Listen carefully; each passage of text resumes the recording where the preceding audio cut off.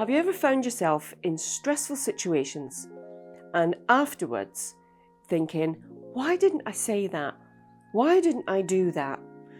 And having a sense of just freezing up and not being able to say or do the things that you wanted to be able to. And God, we give ourselves a hard time afterwards because we haven't been able to react. But we're not aware we've frozen. We've actually frozen. Our nervous system has gone on to freeze. And what we're going to do today is look at how to recognise that and how to get ourselves unfrozen, how to master this thing that just keeps happening to us because it's so disempowering.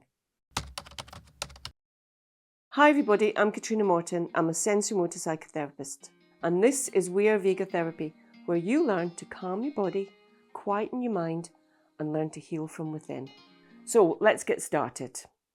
We only really have 3 primal responses: fight, flight, and freeze. And they're very instinctive, they're instantaneous, and we really don't have much control over what happens. We won't even be aware that these things are happening. They come on very suddenly and they completely take us over. When we're in one of those responses, we're offline. That means we're not thinking. We've got this primal response, and our body, most importantly, our brain as well, is involved in this, whatever one it is, fight, flight or freeze. Now, when we're very little, we're defenseless, everything's big and scary. Flight isn't an option because we might not be able to escape, or we might not be able to use our arms and legs if we're really little. Fight is not an option because we're too little. So freeze. And the younger we are, the more likely we are to have a freeze response. Now, when you've had that primary response, your brain doesn't waste time because it's got to save your life. This is primal, life-saving survival, and that's trauma. It will go immediately into that first primal response, and we're taken over. And like I say, we might not even be aware that these things are happening. Now, it can come in degrees with freeze. I've seen people have a partial freeze, and I've seen people have a massive overall freeze. That one can be quite obvious, although if this is something that happens to us regularly, we develop ways of kind of hiding it, of not making it too obvious, which again, in a primal sense, makes perfect sense because we don't really want to make ourselves more exposed and vulnerable to predators than we already are.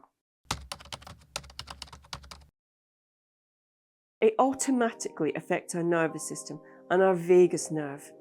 And that means a power of speech not available.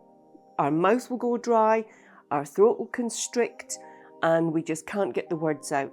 We're offline, so we can't even think a lot of the time what we want to say. Or if we can, the body's having none of it. It's shut down. It's frozen. Our breath will freeze and go very, very small, which is why sometimes we have that sense of panic. And everything just constricts. We're frozen. It might not be all of our body, but it will dramatically affect our ability to say and do what we want to be able to do. Because by that point, we're taken over and we're scared.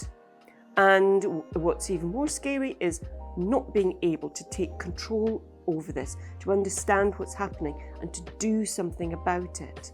It's fear-based. We can't just snap out of it. We have to learn techniques to help us unfreeze, kind of thaw ourselves out. Now, because this is fear-based, then we can't do anything really obvious. It's much easier in a therapy session to start to observe someone starting to shut down, to freeze, because they might go very, very still. Sometimes their eyes will just fix on a point, or you'll see the eyes wanting to close, or this stillness that goes through them. Sometimes they actually feel freezing cold with it, and there's just an inability to move. We get really taken over. Now, the more we can understand and notice what kind of things happen to us, the inability to speak is quite a given. Our breath being arrested, again, that's quite a given. And our inability to just kind of move freely and to be able to have a bit of control over our body is also a bit of a given.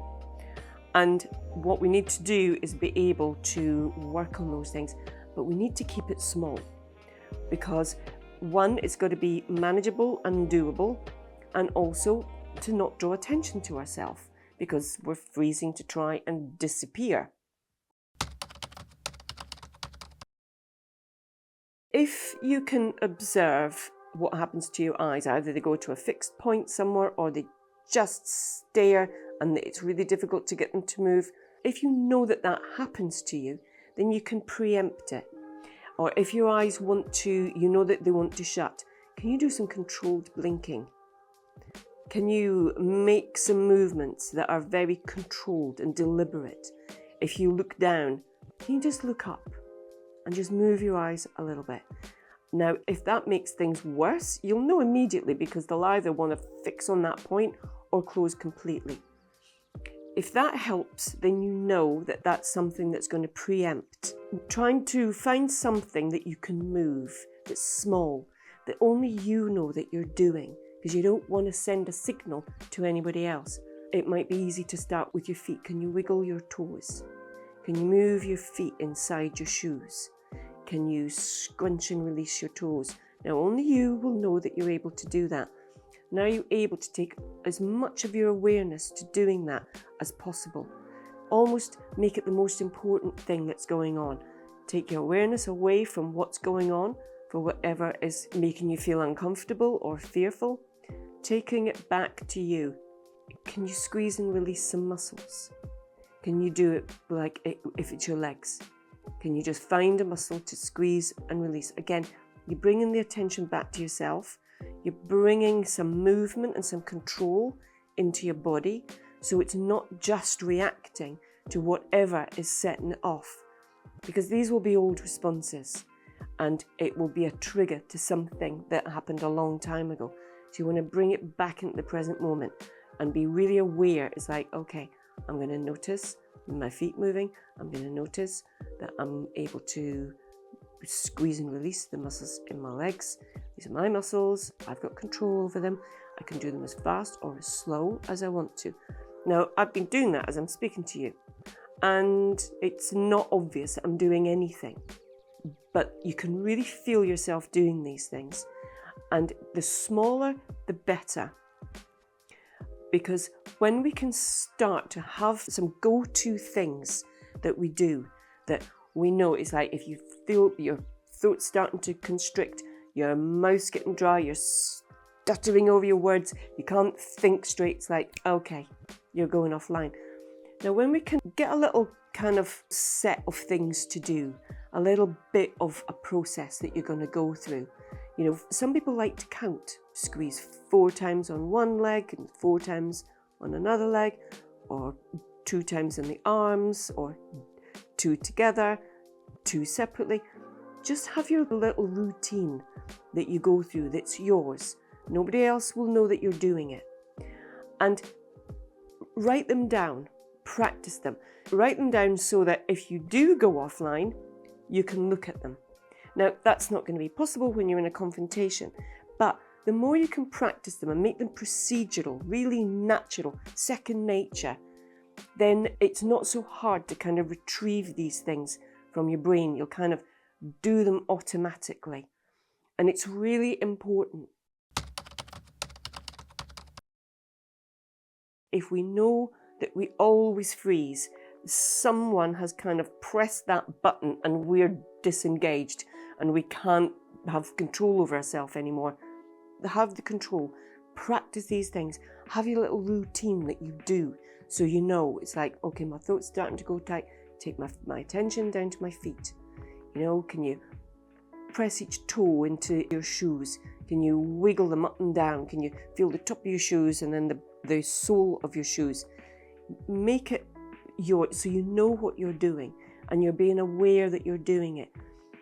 That gives you a new present moment experience, and it really does help that freeze to unthaw itself. And I can see it in sessions with people. They'll start to go, and then they'll take their awareness down, they'll start to do these things, and you feel like you hear a spontaneous breath. It's like, okay, you're on the right lines. As soon as you take that spontaneous breath, because for some people doing a breathing exercise in those moments, it can make it worse. If it helps, brilliant. If it helps, just slowly count out, up to 6 or to 8 or to 10 and breathe out. And, because that can give you control and it's a really good thing to do, then do that.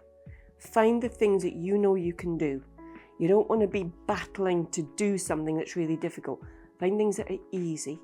Write them down, practice them. That's going to be your go-to thing when you feel your stress levels getting too high. Because when they get to a certain point, we're going to hit that primal response. Pretty much we're being taken over. Recognize it early, know what your signs are, put the steps in place and practice them. And I guarantee it will make a massive difference. So if you found this helpful, useful, click subscribe and join us every week for some body-based healing. Because real healing doesn't start in the mind, it starts in the body.